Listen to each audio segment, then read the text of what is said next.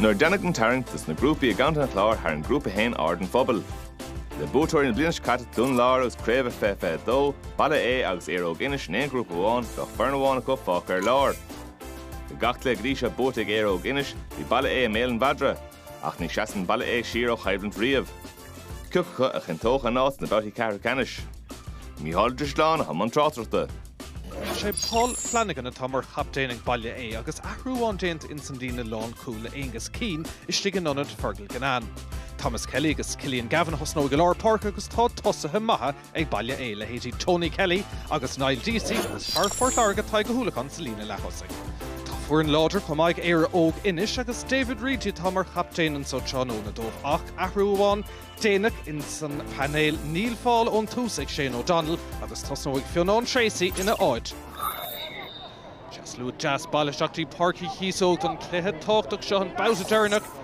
Rúpa an bháis agus bhfuil tá toirg tastáil ón dá iireann chun áit chinú in na boutaí ceathrú canis deis ón tús an son ag Tony Kelly cad é mar thusa go siúd. Scór má. É ar chlár na scór go luach.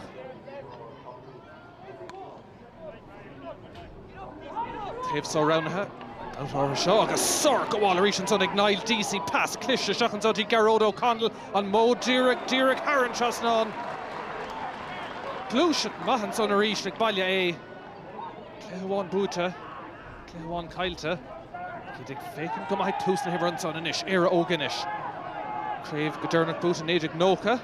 Teachtamach an son Liam Curry, féhrú. Pass na gard a ceannas í chéile. Idir tá spás inis ag Liam Curry boutáin eile dul ar rúthair.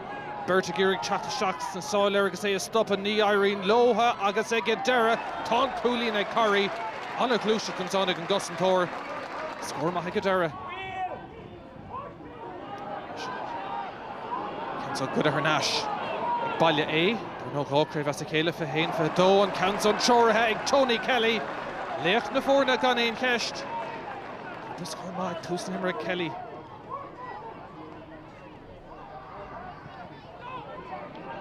Gone in squealed agus buntáiste seilear Nash ag Thomas Kelly. Leis Ballyea tacht boutáin eile Shanson Townsá ag an bhar sa cúnge Keane Kirby. Déanta agus nástaige. Scór hastig.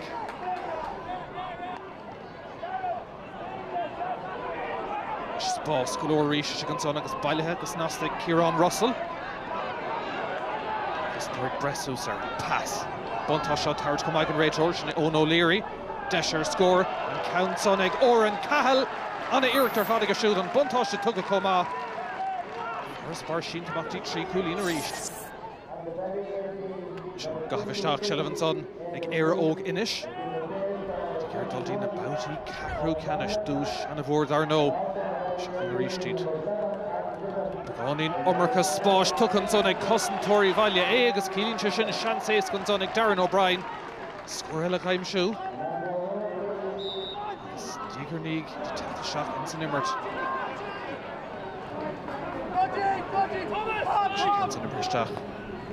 Agus cuairtan lína smachta go háling an son ag Niall Deasy dul ar rúthair ní gá dul mórán. Crinnes aige, scór aige anna chúlín an son ag Niall Deasy.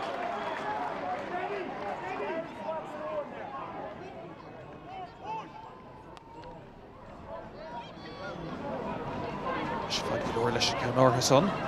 Brewer Cossantóirí Ballyea ag Idir ní Irene Lótha Shelavan tá sé squealta beagán in Michigan san amachtaí onadí sin é Brian Long seans aige siúdar cúlín agus an countá Haran trasnán aige scór maith heile dechar na fórna seo scar an Tony Chéile bhí mar ag súl le caibhlann má sin díreach mar atá going ó na súla buinte den slithir feich second an son ag Deasy Shelavan Harnash ag Éire Óg dar nó dar seach na dechar ag an Monasteir Jerry O'Connor agus a thar John am thar lína fearinga ar Góvrón Jerry agus a bhaintre agus thar nó Niall ag immert ar an bhórin cumán ceann san seoiristeach ag an captain David Reidy nuair a hastín inspráid sin é an fear scóirna teach beánaí níos fosa agus stáid seo de Éire Óg Inis cuairt an lína cumad leistigh an son agus aberfá déanta ag Darren O'Brien an count son Ilingéir ar a Dave lína sóiríocht an son ag Darren O'Brien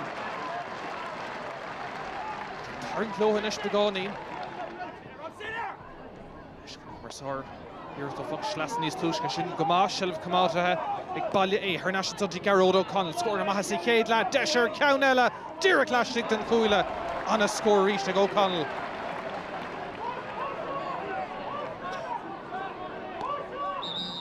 Well to Shane O'Donnell istig gur tú a chuiristeach treis an cluiche Dernach pastín sé agus stad seo beidir agus gan atra ach an bhearna is luúan i barchaí Chiosóg Shelf Mackinson deisir scored on an muir sásta leis an gceann David Reidy a ríist.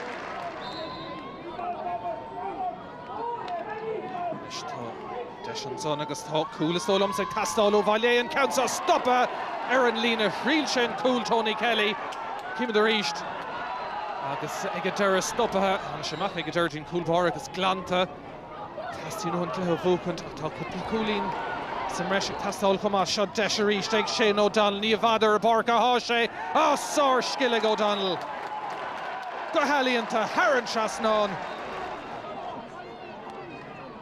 Táimid go macht an barchaí Chiosóg Éire Óg Inis chun tosaigh agus idir gur dultí na bouty Cathrú Canis deisir scór eile an Counson ag Danny Russell agus an crunas aige